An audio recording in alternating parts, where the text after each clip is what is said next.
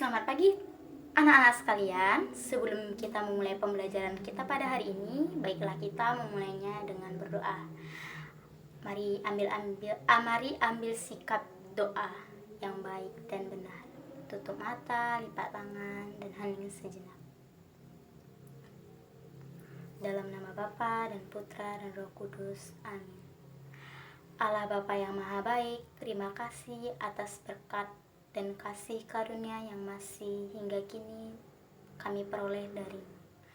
Bapa, kami adalah putra-putrimu yang selalu melakukan kesalahan. Mohon kiranya Engkau mengampuni kesalahan yang telah kami berbuat kepadamu. Sebentar lagi kami akan memulai pembelajaran kami. Mohon kiranya Engkau memberkati pembelajaran ini, mulai dari awal, pertengahan, hingga akhir, agar pembelajaran ini dapat berbuah secara maksimal teruntuk kami dan sesama. Terima kasih ya Bapa, semua ini kami persembahkan dalam nama anak-Mu Tuhan Yesus Kristus kini dan sepanjang masa. Dalam nama Bapa dan Putra dan Roh Kudus. Amin. Anak-anak, ada yang tahu hari ini kita belajar apa? Hari ini kita akan belajar tentang materi bermain bersama teman. Materi bermain bersama teman, kita akan belajar mencakup 3 hal. Yang pertama, kita akan belajar dari pengalaman bermain bersama teman-teman. Yang kedua, kita akan belajar tentang bermain bersama teman, mulai dari macam-macam hingga kepada manfaat dari bermain bersama teman.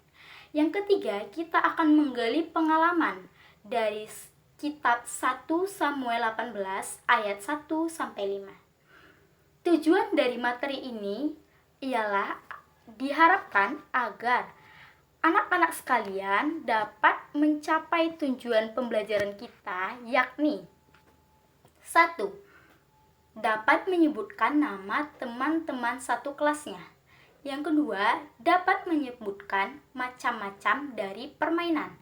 Yang ketiga, dapat menyebutkan manfaat yang didapatkan ketika bermain bersama teman.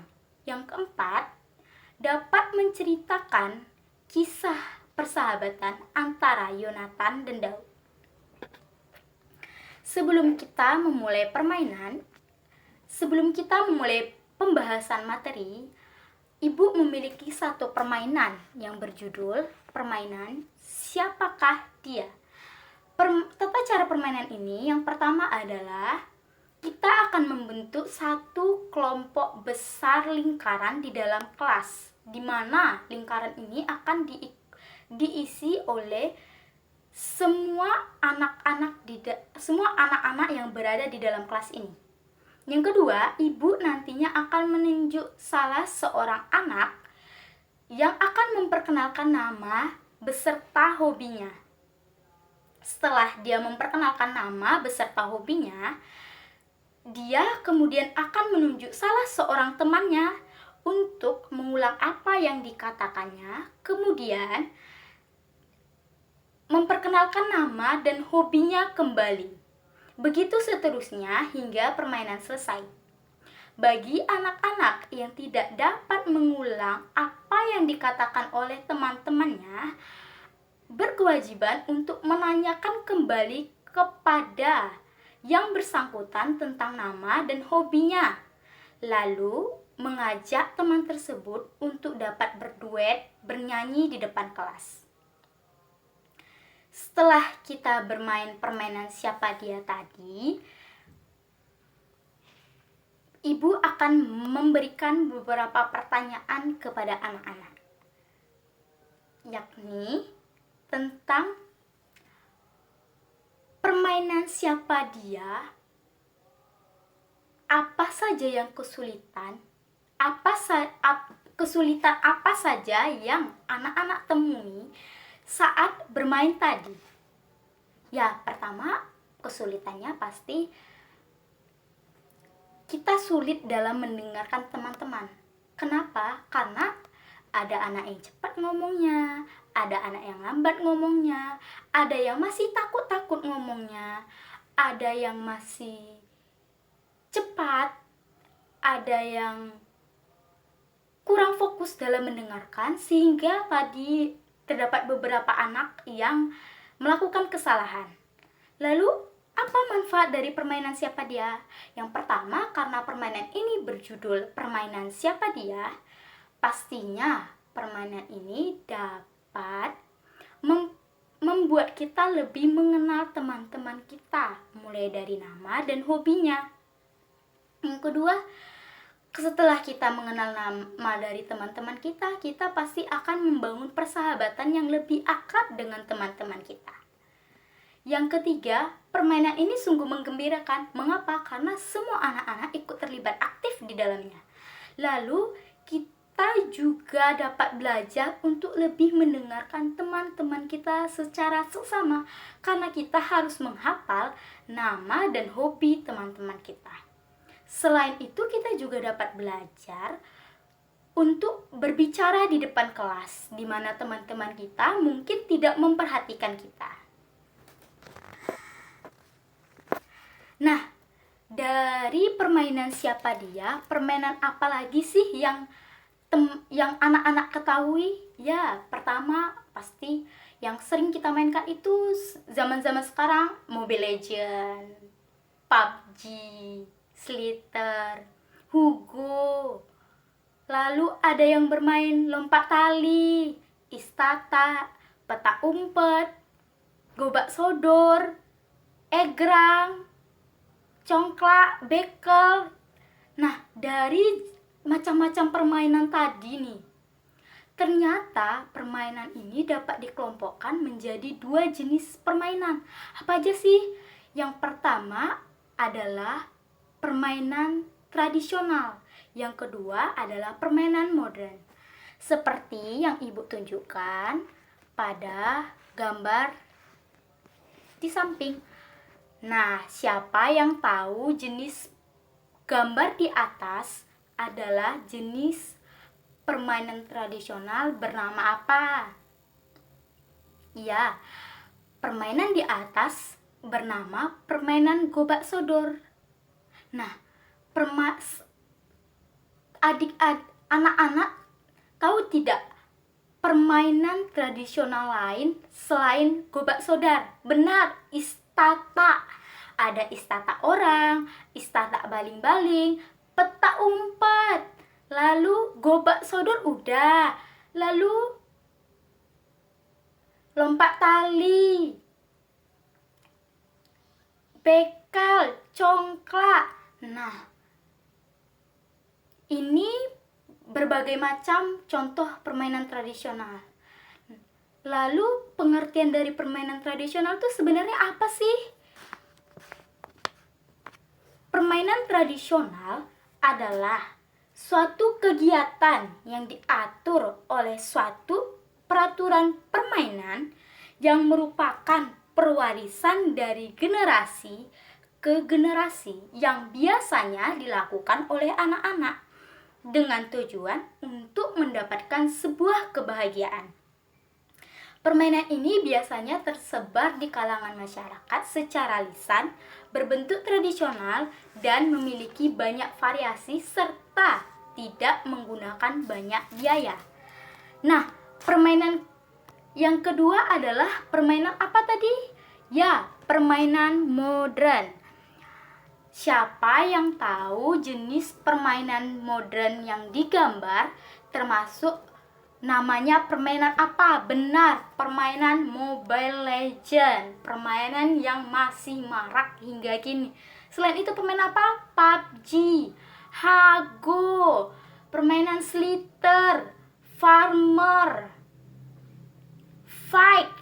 Ya, jadi pengertian permainan modern itu apa sih sebenarnya? Ada yang tahu? Ya, benar. Permainan modern adalah permainan yang memanfaatkan teknologi yang sudah berkembang di kalangan masyarakat. Permainan ini biasanya berbentuk petualangan, berkelahi, balapan, masak-masak, lalu tanam-menanam, tebak-tebakan. Benar. Nah, setelah kita mengetahui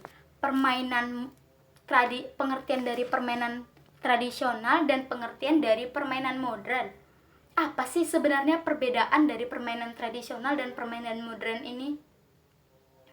Benar, permainan tradisional itu berdasarkan pengertiannya saja sudah jelas. Permainan tradisional itu adalah permainan yang tidak banyak menggunakan biaya. Kenapa? Karena permainan tradisional adalah permainan yang menggunakan banyak alat-alat sederhana. Selain itu, permainan ini karena dilakukan oleh anak-anak di luar rumah, biasanya permainan ini banyak melibatkan aktivitas fisik, sehingga anak-anak menjadi sehat. Ada permainan gobak sodor yang lari-lari, sepak bola, sepak takraw. Lalu apalagi? Nah, permainan ini karena sifatnya selalu berkelompok, lalu dilakukan bersama-sama, maka permainan ini dapat mengembangkan rasa solidaritas dan kerjasama kita agar kita semakin kompak. Permainan ini juga membutuhkan kejujuran, sportivitas, lalu kita juga membuat adrenalin kita bahagia karena kita dapat bermain bersama teman-teman, dapat berkumpul, dapat bercanda tawa dengan teman-teman karena permainan ini. Lalu permainan modern itu apa?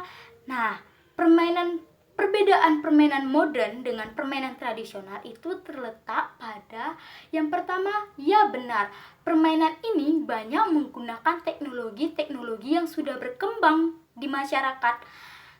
Contohnya permainan-permainan di gadget, baik itu di HP ataupun di laptop. Lalu permainan PlayStation itu juga termasuk permainan modern. Lalu Rubik itu juga termasuk permainan modern. Nah, karena permainan ini banyak menggunakan teknologi, maka permainan ini pastinya banyak menggunakan biaya. Karena nggak mungkin dong kalau bermain pakai HP nggak menggunakan internet. Nah, internet datanya dari mana? Data menggunakan biaya. Lalu permainan ini juga hanya menggunakan 2 jari atau 2 tangan kita, sehingga tidak banyak menggunakan aktivitas fisik. Kita hanya terfokus pada 2 jari kita, 2 jari dan tangan-tangan kita. Lalu permainan ini juga biasanya dilakukan seorang diri, meskipun dalam konteksnya ada yang memakai perkelompok-perkelompok, tapi secara nyatanya masih individualis. Karena bersifat individualis, maka permainan ini biasanya menimbulkan seseorang menjadi kurang memiliki rasa solidaritas dan komunikasinya menjadi kurang. Lalu, setelah kita mengetahui jenis-jenis permainan tradisional, jenis-jenis permainan modern, lalu perbedaan-perbedaannya, pengertian-pengertiannya, ibu punya tugas kepada anak-anak. Apa tuh tugasnya? Ialah membentuk kelompok yang terdiri dari 2 orang, terserah.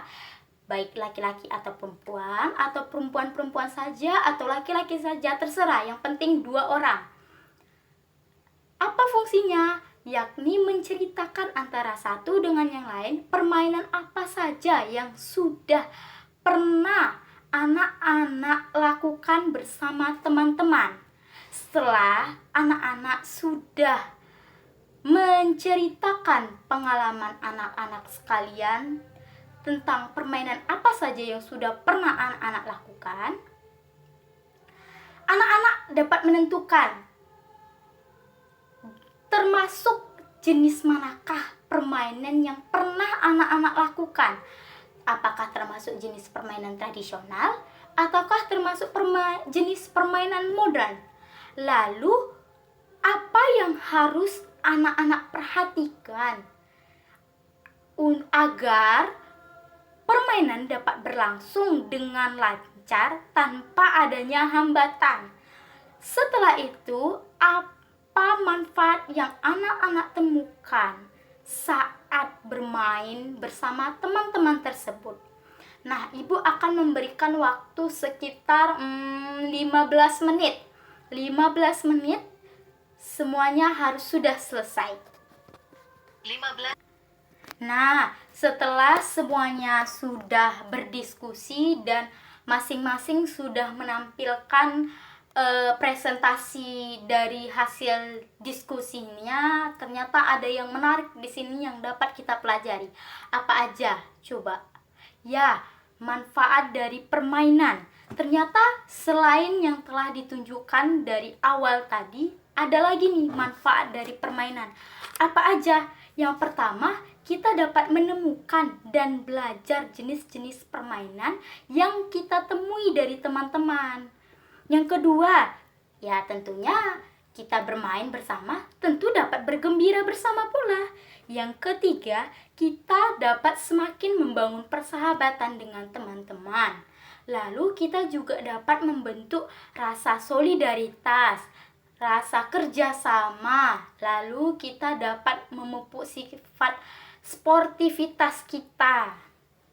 Nah, agar permainan dapat berjalan dengan lancar, hal yang harus kita perhatikan adalah mengikuti permainan dengan tertib, jujur, sabar, sportif, menghindari adanya percekcokan, dan terutama harus bahagia bersama teman-teman. Lalu, setelah kita belajar tentang macam-macam permainan, lalu ada 2 jenis permainan, lalu ada manfaat permainan, lalu hal yang harus diperhatikan saat bermain. Nah, kita selanjutnya akan menggali pengalaman dari kitab suci, yakni diambil dari 1 Samuel 18 ayat 1-5. Ibu akan membacakannya, lalu kalian akan mengikuti apa ayat yang ibu baca. Baiklah, sebentar. Nah, ketika Daud habis berbicara dengan Saul, berpadulah jiwa Yonatan dengan jiwa Daud. Dan Yonatan mengasihi dia seperti jiwanya sendiri. Pada hari itu, Saul membawa dia dan tidak membiarkannya pulang ke rumah ayahnya. Yonatan mengikat perjanjian dengan Daud karena ia mengasihi dia seperti dirinya sendiri. Yonatan menanggalkan jubah yang dipakainya dan memberikannya kepada Daud, juga baju perangnya, sampai pedangnya, panahnya, dan ikat pinggangnya. Daud maju berperang dan selalu berhasil kemana juga Saul menyuruhnya, sehingga Saul mengangkat dia mengepalai para prajurit. Hal ini dipandang baik oleh seluruh rakyat dan juga oleh pegawai-pegawai Saul. Setelah kita membaca kutipan kitab suci, ibu ingin bertanya, ada yang tahu siapa itu Yonatan? Ya benar, Yonatan adalah anaknya Saul, anak raja. Sedangkan Daud siapa ya? Ya, Daud adalah gembala. Karena dia penggembala, berarti dia adalah warga biasa. Lalu, mengapa Yonatan dan Daud dapat berteman dengan akrab? Tentunya karena Yonatan dan Daud saling menghormati antar teman, sehingga ia dapat membina pertemanan dan persahabatannya dengan akrab dan dapat bermain dengan bergembira. Bahkan Yonatan pun mau saling menolong dan berbagi kepada Daud. Apa buktinya? Seperti yang tertera dalam kitab Samuel tadi, Yonatan rela apa tadi? Benar, Yonatan rela memberikan jubahnya, pakaian perangnya, pedang, busur serta ikat pinggangnya kepada Daud. Untuk apa? Karena Yonatan tahu Daud membutuhkan perlengkapan perang tersebut untuk agar ia maju berperang sehingga ia menang. Tadi kan dikatakan bahwa Daud selalu menang dalam peperangan yang diikutinya. Nah, dari sini kita belajar apa yang dapat kita pelajari dari kisah Yonatan dan Daud ini. Ada yang tahu? Benar. Kita dapat belajar tentang pentingnya saling tolong-menolong dan berbagi antar teman. Saling menghormati antar teman. Tidak peduli teman itu kaya, miskin, pintar, bodoh, jelek, cantik. Kita harus berteman dengan siapa saja dan menghormatinya. Entah itu dia beragama Katolik, beragama Kristen, beragama Islam, Hindu, Buddha, siapa saja. Lalu kita juga harus saling tolong-menolong dan saling berbagi kepada teman. Apabila dalam belajar teman kesusahan dalam memahami pembelajaran, ya kita bantu. Apa salahnya sih? Toh juga kita membantu teman, kita juga dapat belajar dan semakin menambah wawasan kita. Bu, kalau misalnya kita membantu teman, lalu ketika kita kesulitan, kita nggak dibantu sama teman, boleh nggak Bu? Ya nggak apa-apa, nggak mesti kita membantu dia, lalu dia membantu kita kembali, nggak mesti. Mungkin dia nggak membantu kita, tapi Tuhan tahu bahwa kita membantu teman-teman kita.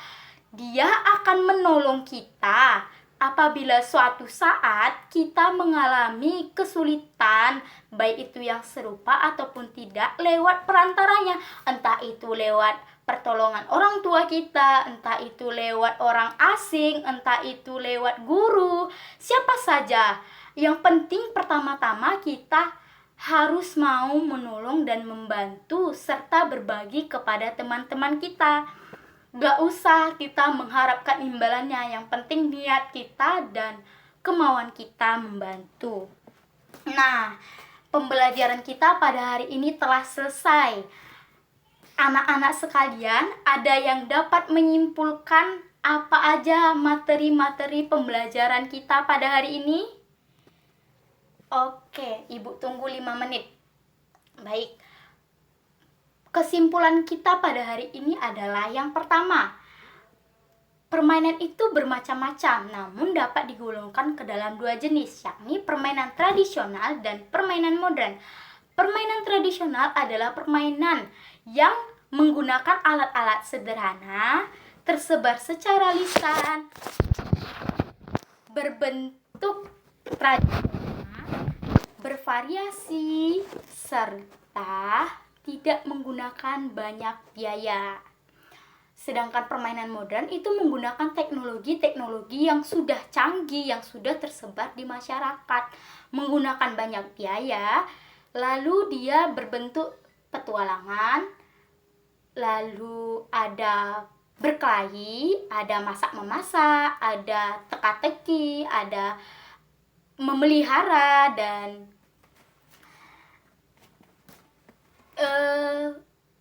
selama kita bermain, hal yang harus diperhatikan adalah kita harus jujur, mengikuti permainan dengan tertib, sabar, lalu menghindari adanya perkelahian atau percekcokan antar teman. Lalu kita juga harus dapat bergembira bersama teman-teman. Kemudian manfaat dari bermain itu kita dapat mengetahui dan belajar permainan baru dari teman-teman. Lalu kita juga dapat membina persahabatan yang akrab dari teman-teman. Kita juga dapat belajar artinya bekerja sama. Lalu dari kisah Yonatan dan Daud, kita dapat belajar untuk saling menghormati antar teman, mau berteman dengan siapa saja, lalu saling berbagi dan menolong antar sesama. Baiklah, pelajaran ini telah selesai. Ada yang tidak mengerti? Baik, semuanya sudah mengerti. Nah, tugas kita di rumah ialah mempelajari materi tentang bekerja bersama teman dan mencatat poin-poin yang tidak kita mengerti di buku catatan kita masing-masing. Baiklah, karena pembelajaran ini telah selesai, kita akan menutupnya. Doa penutup. Dalam nama Bapa dan Putra dan Roh Kudus. Amin. Ya Tuhan, berilah kami semangat dan ketulusan hati untuk akrab dengan semua teman di saat bermain dan dimanapun kami berjumpa. Semua ini kami persembahkan demi Kristus, Tuhan dan pengantara kami. Amin. Terima kasih.